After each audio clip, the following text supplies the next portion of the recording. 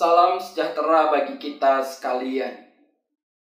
Bapak, Ibu, dan anak-anak yang dikasihi oleh Tuhan Yesus Kristus, kita bersama-sama telah membaca bagian firman Tuhan yang menjadi bacaan kita pada hari ini, yaitu di dalam kitab Kidung Agung 8 ayat 5 sampai dengan 14 dan Injil Yohanes 11 ayat 45 sampai dengan 57. Kita akan bersama-sama merenungkan bagian firman Tuhan ini bagi kehidupan keluarga kita.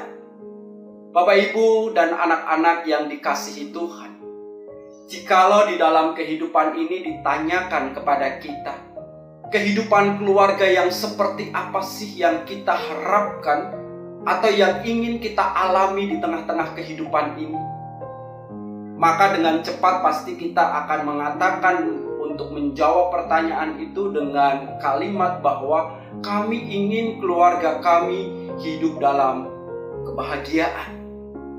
Ya, tentu setiap kita merindukan hidup keluarga yang bahagia.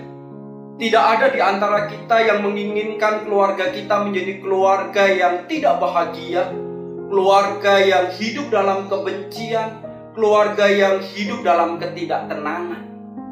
Setiap kita pasti merindukan sebuah kehidupan keluarga yang membahagiakan, yang menyenangkan, yang membuat ketika kita ada di dalamnya merasa kita menjadi tenang.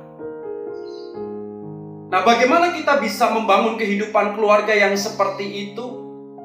Kita akan belajar dari bagian firman Tuhan ini. Bapak, Ibu yang terkasih dan juga anak-anak yang dikasihi Tuhan, jikalau kita bersama-sama memperhatikan dua bagian firman Tuhan ini, maka kita akan mendapati gambaran kehidupan yang sangat kontras atau bertolak belakang satu dengan yang lainnya. Di dalam kitab Kidung Agung pasal 8 digambarkan sebuah gambaran kehidupan yang diwarnai dengan cinta kasih, di mana di dalamnya kita mendapati suasana orang-orang yang saling memuji, orang-orang yang saling membesarkan hati satu dengan yang lain. Di dalamnya kita mendapati sebuah gambaran di mana orang-orang saling melindungi dan merangkul, karena ada cinta kasih di dalam kehidupan mereka. Dan kita mendapati juga gambaran suasana yang menyenangkan, tenang.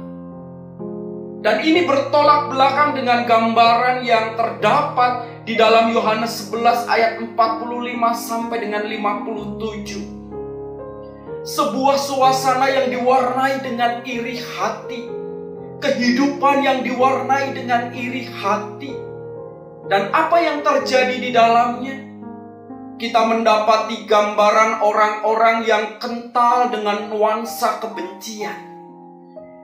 Kita menjumpai semangat yang ada dalam diri orang-orang dalam kisah itu untuk menyingkirkan mereka yang dibenci, membinasakan mereka yang menyebabkan keirian itu, sehingga tidak ada ketenangan di dalamnya.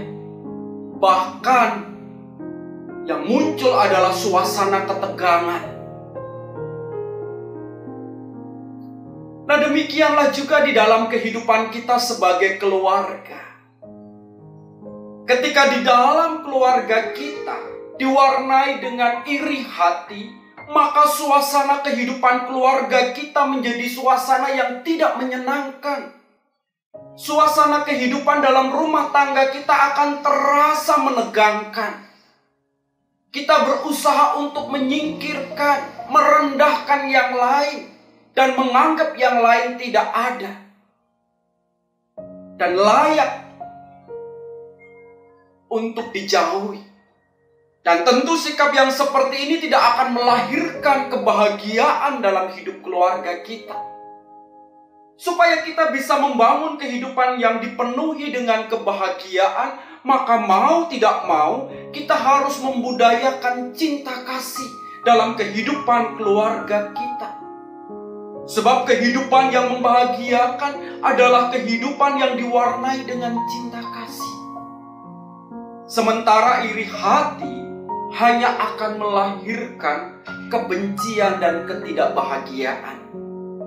Sebab itulah pada hari ini kita dipanggil untuk mewujudkan kehidupan keluarga yang diwarnai cinta kasih. Berlakukanlah kasih Tuhan di dalam kehidupan keluargamu. Jadilah orang-orang yang lebih sering memuji dan membesarkan hati satu dengan yang lain. Jadilah orang-orang yang saling melindungi satu dengan yang lain, saling merangkul satu dengan yang lain. Sehingga suasana keluarga yang ada, yang kita di dalamnya tinggal, memberi rasa tenang bagi siapapun yang ada di dalamnya. Itulah yang Tuhan kehendaki untuk diberlakukan dalam kehidupan kita. Jikalau di dalam hidup keluarga kita